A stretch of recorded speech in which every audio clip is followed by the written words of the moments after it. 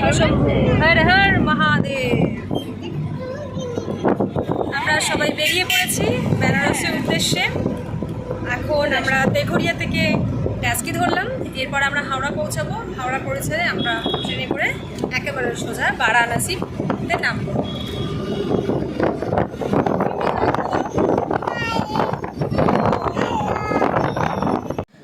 তোমরা সকলে বারাণসীর সমস্ত ভিডিও আমার চ্যানেলে পেয়ে যাবে।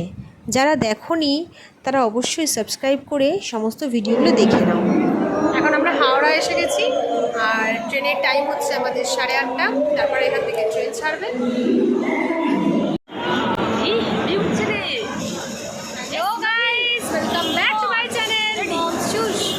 এখন আমরা যাচ্ছি কোথায় বলো? বারাণসী।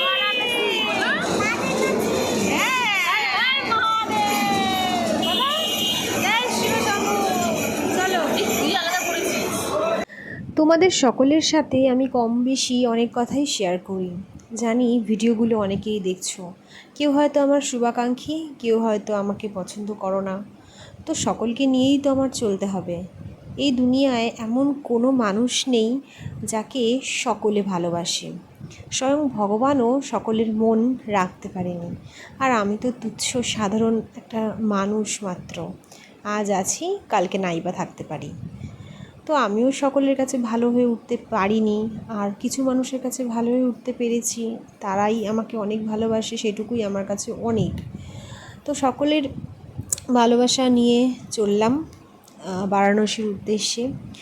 জানি না মহাদেব কেন বারবার আমাকে ডাকছে এই জায়গায়, কারণ মহাদেবের ইচ্ছা ছাড়া তো কখনোই সম্ভব নয় এই জায়গায় যাওয়া।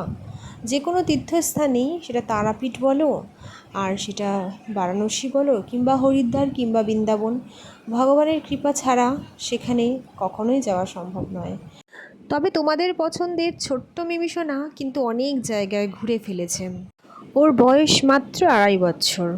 3 বছরে পড়বে জানুয়ারি মাসের 2025-এ।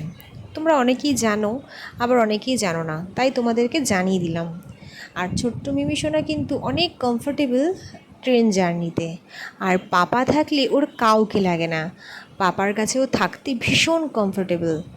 আর মেয়েরা একটু পাপার কাছে থাকতে ভালোই বাসে, তবে ও একটু বেশি পাপার কাছে খেতে ভালোবাসে, স্নান করতে ভালোবাসে, ঘুমোতে ভালোবাসে। পাপা থাকলে আর কাউকে লাগে না। এই নিয়ে দ্বিতীয়বার যাচ্ছি বারাণসী। জানি না কেন মহাদেব বারবার করে আমাকে ডাকছেন। রাতের অন্ধকার কেটে ভোরের আলো ফুটে গেছে, আর মিমিসোনাও ঘুম থেকে উঠে পড়েছে। আর দেখো কতটা সকালবেলায় উঠে ফ্রেশ মুডে ফটোশ্যুট করছে। বাবা মহাদেবের উদ্দেশ্যে রওনা দিয়েছি, যাত্রা শুভ হবে না তা কখনো হয়? আর তোমাদের সকলের ভালোবাসায় আবারও পৌঁছে যাচ্ছি বারাণসীতে দ্বিতীয়বার।